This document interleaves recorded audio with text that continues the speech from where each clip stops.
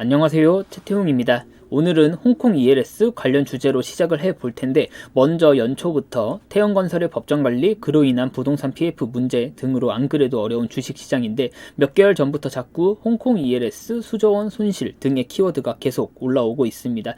따라서 오늘은 ELS가 도대체 무엇이고 지금 어떤 상황인지 확인해보고, 그래서 지금 시점에서 냉철한 개인 투자자로서 어떻게 어디에 투자를 해야 할지 확인해보도록 하겠습니다. 먼저 ELS는 어쩌고 저쩌고가 있는데 전혀 아실 필요 없습니다. ELS를 잘 이해하고 분석한다면 괜찮은 상품인 건 맞습니다만, 그럴 정도라면 그냥 직접 투자하시는 게 낫습니다. 그리고 그게 아니더라도 모든 개인 투자자분들께서는 그냥 개별 종목이나 지수 추종 ETF에 투자하시는 게 더 안전하고 수익 측면에서도 더 승률이 높다고 생각합니다. 진짜 아실 필요 없습니다.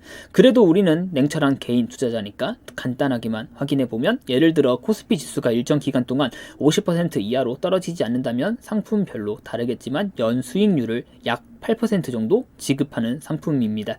그러니까 더 구체적인 예를 들어서 코스피 지수를 이해하기 쉽게 2000으로 가정하고 1억 상품 가입하고 코스피 지수가 3년 동안 반토막 1000 이하로 안 떨어진다면 고객님께 연수익률 8%로 3년 뒤에 원금 1억과 수익금 2,400만 원을 드립니다. 이런 상품입니다. 코스피가 운 좋게 3년 뒤 1100이라면 1000 이하로 안 떨어졌으니까 코스피가 추락했음에도 불구하고 수익금을 가져갈 수 있는 상품입니다. 물론 반대로 코스피가 2000에서 3년 뒤에 5000을 가면 대부분의 경우 수익금이 2400만 원을 상회하겠지만 약정대로 원금과 2400만 원의 수익금만 가져가는 상품입니다. 이게 이렇게 말로는 쉬운데 기초자산이 지수로 된 ELS 상품도 사실 이해하기가 매우 어렵고, 개별 종목을 기초 자산으로 한 ELS는 정말 더욱 관리하기가 어렵습니다. 이런 상품들을 은행 창구에서 그저 무분별하게 어르신들께 상품 권유하고 가입시키고 해서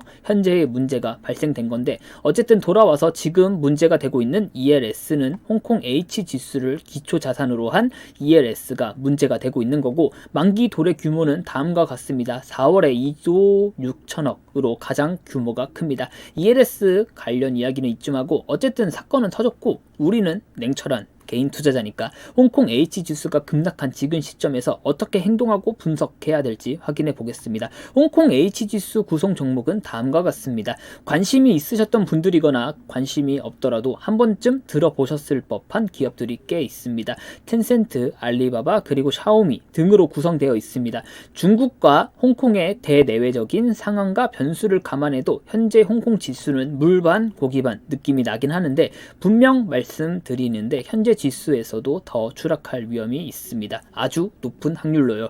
그럼에도 불구하고 홍콩 H 지수에 투자를 하고 싶다 하면 개별 종목에 직접 투자하시는 것도 하나의 방법이 될 수 있을 텐데, 개별 종목에 직접 투자하시는 건 추천드리고 싶지 않습니다. 그럼에도 불구하고 굳이 뽑아보자면 이름이 조금 그렇긴 한데 초상은행이 있을 수 있습니다. 초상은행은 그래도 민간 자본이 어느 정도 들어가 있고 배당도 꽤 괜찮게 주는 기업입니다. 공산주의 체제임에도 불구하고 초상은행은 비교적 민영화도 되어 있고 중국의 간섭도 비교적 적은 편입니다. 사실 가장 탐나고 투자하고 싶은 기업은 차이나 모바일입니다. 그런데 역시 이런 기업들은 남들도 좋게 보고 있어서 그런지 좀처럼 하락하지 않았습니다. 오히려 3년 전보다 주가는 올라온 상태고, 다음으로 알리바바입니다. 꽤 유명한 기업이고 국내에서도 투자하신 분들이 꽤 많은 기업입니다. 역시 주가가 꽤 내려앉은 모습이고, 마지막으로 핑한보험입니다. 재무도 괜찮고 돈도 잘 벌고 있는 기업입니다. 그래도 역시 지수의 하락을 피할 순 없었던 것 같습니다. 현재 시점에서 중국과 홍콩에 투자할 거면 무조건 분할 매수로 접근해야 됩니다. 기존에 분할 매수로 접근하셨던 분들도 시드를 더 쪽에서 분할 매수하셔야 승률을 높일 수 있을 것 같고, 이런 거 저런 거 감안해도 현재 지수와 개별 종목의 주가는 조금 저렴해 보이긴 합니다. 그리고 이렇게 개별 종목에 직접 투자하시는 것도 좋은 방법일 수 있지만 중국, 홍콩 이러면 조금 두렵기도 하고 낯설어서 겁이 나긴 합니다. 그럼에도 불구하고 나는 홍콩 지수와 개별 종목들이 저렴하다고 생각해서 조금이라도 투자를 해보고 싶다 하시는 분들께서는 국내에 상장된 지수 추종 ETF를 추천드립니다.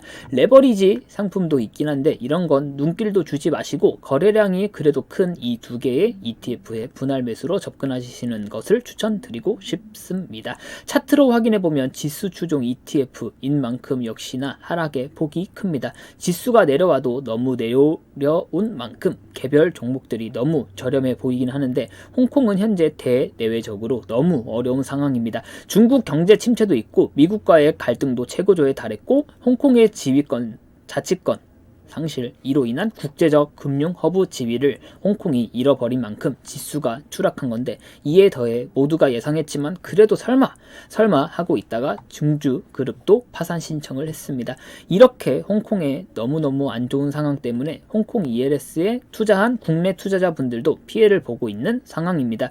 4월에 그 규모가 가장 크고 우리는 냉철한 개인 투자자니까 꼭 투자를 안 하더라도 주식 투자 하루 이틀 할 거 아니니까 어떻게 흘러가고 어떻게 대응하면 좋을지 공부하고 체화하면 좋을 것 같습니다. 이상이고 시청해 주셔서 감사합니다.